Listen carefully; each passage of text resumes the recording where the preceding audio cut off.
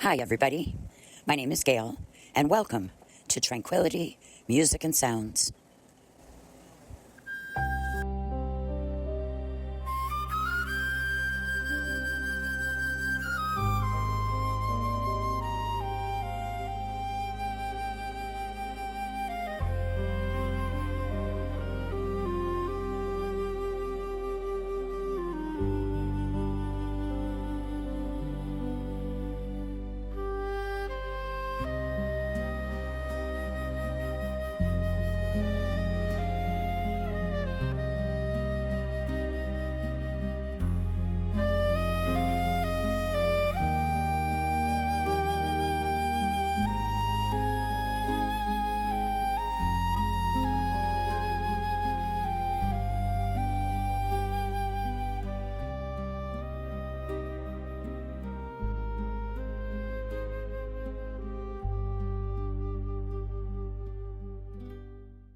Finding Your Calm, a guide to stress-free self-care holidays. The holiday paradox.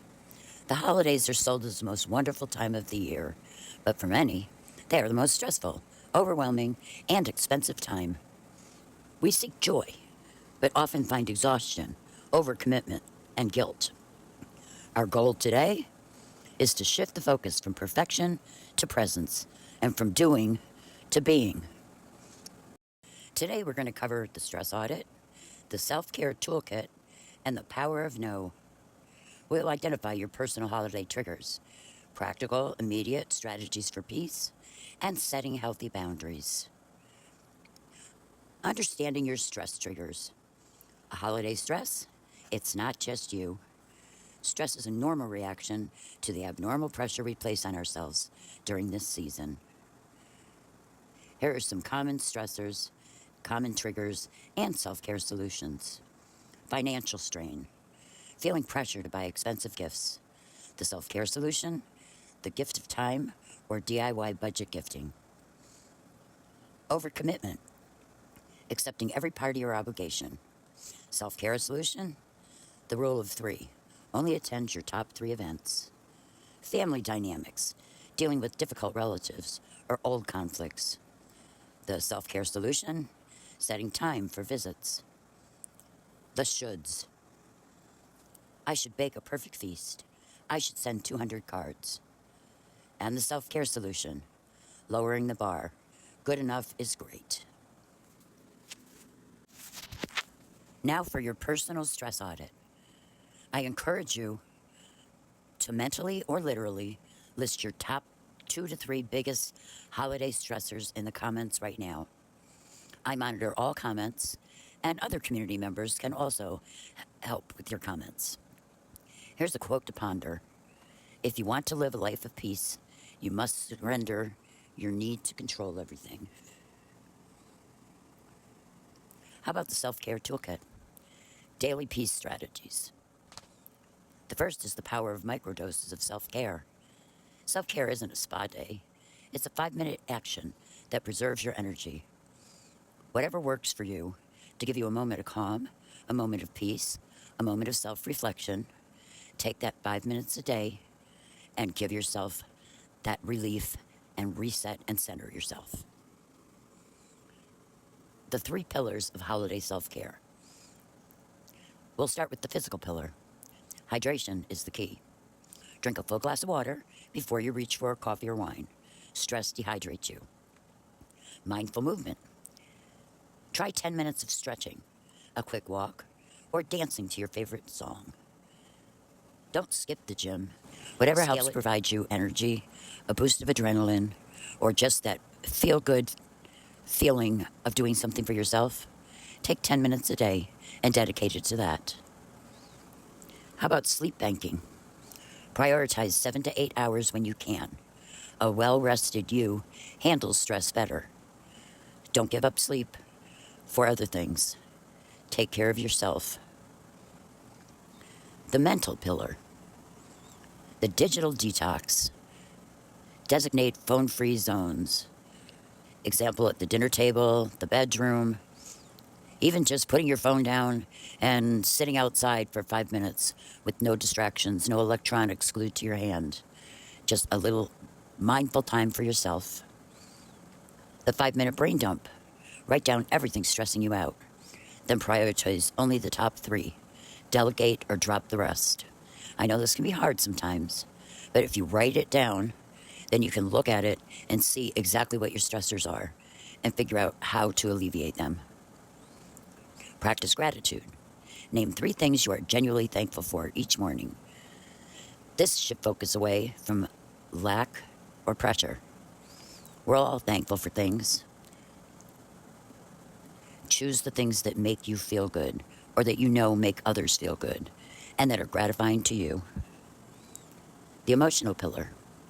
Your spirit. First, schedule some me time. Put an appointment in your calendar that says non-negotiable me time. Treat it like a meeting with the CEO, which is you. Engage the senses. Light a favorite candle. Listen to calming music or wear a cozy sweater. Use sensory input to ground you in the present moment. Another way to engage your senses is to listen to a meditation or relaxation video.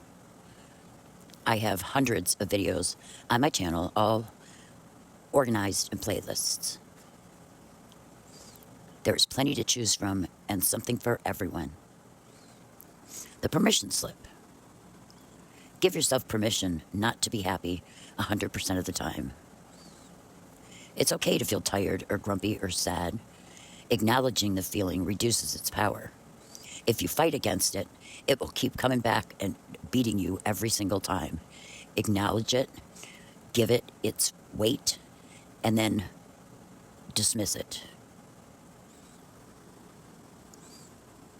Boundaries. No is a complete sentence. Boundaries are not mean. They are a necessary tool for self-preservation. When you say yes out of guilt, you are saying no to your own well-being. No means no. I told my kids this for years. No means no. Here are some scripts for setting boundaries. The situation's a party invitation. An unhealthy response. Maybe, let me check, but I'll probably be able to squeeze it in. Now the healthy response. Thank you so much for the invite, but I won't be able to make it this year. Family request. Sure, I guess I can host everyone, even though I'm exhausted. And your healthy response could look more like this. I can't host this year, but I'd be happy to bring a side dish. And then there's the pressure of gifts. The unhealthy response would be, I'll stretch my budget and buy the most popular gift. And the healthy response, I've scaled back my gift giving this year, but I'm looking forward to catching up with you. Now let's redefine success. Success this holiday season is not measured by the perfect photos, the lavish gifts, or the spotless house. Success is measured by how you feel on December 26th. Are you rested, peaceful, and fulfilled? Or are you disappointed and feel you failed? Because December 26th, you should feel gratified and like a success. Here's a takeaway challenge for you. The holidays are temporary. Your health, peace, and relationships are permanent. Protect them fiercely. Your one action challenge? Choose one thing from the self-care toolkit and commit to doing it every day from now until the end of the year. Example, like the 5-minute brain dump or 10 minutes of stretching. You cannot pour from an empty cup. This year, your best gift to everyone you love is a full, peaceful, and present you. If you have any questions, scenarios, or success stories, post them in the comments below for others to share and read. Your success story may help somebody else. Emphasizing 2 of the most important points of this presentation. The goal of the stress audit is to move from a vague feeling of, I'm stressed, to a clear understanding of what exactly is causing the stress, allowing for targeted solutions. How can you conduct this audit? This exercise encourages a moment of honest self-reflection. Consider these 3 critical areas. The time sink. What tasks or obligations are consuming the most hours and leaving you feeling drained? Examples: shopping for every person on a huge list, wrapping gifts, driving to multiple distant gatherings, or trying to bake 10 different kinds of cookies. The emotional drain. What relationships or interactions constantly leave you feeling emotionally depleted, defensive, or anxious? Some examples would be interactions with a critical relative, mediating family arguments, or spending time with people whose values conflict with yours. And then the big one, the financial fear. What is the primary source of financial anxiety this season? The pressure to buy the most expensive, latest gadget, hosting a costly dinner, or paying for travel and lodging can put you in a financial spiral, not only physically, but mentally. Once a stressor is identified, the audit moves directly to a solution using the DDD. The first D is dump. Is this activity actually necessary? Can it be dropped entirely without major consequence? Example, dump the goal of sending 200 physical Christmas cards. The second D is delegate. Hand off. Can someone else handle this? Don't accept sole responsibility for every holiday task. Delegate the wrapping to a family member or assign potluck dishes to guests. And third D, downgrade or simplify. Can the standard be lowered? Perfection is the enemy of done. Some examples: download the feast from a 5-course meal to a delicious simple roast. Downgrade from homemade desserts to store-bought. And once again, we'll go over the boundary scripts and the language of self-care. Setting boundaries isn't just about saying no. It's about communicating your needs clearly and respectfully while still protecting your peace. The core boundary principles are clarity and brevity. Don't over-explain or apologize profusely. Use simple, direct language.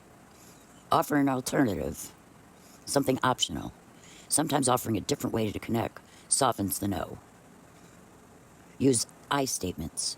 Focus on your own needs, not on judging the other person's request. Here are some elaborated boundary scripts. The first scenario: too many invitations. The goal: protecting time, energy. Script options: thank you so much for the invite.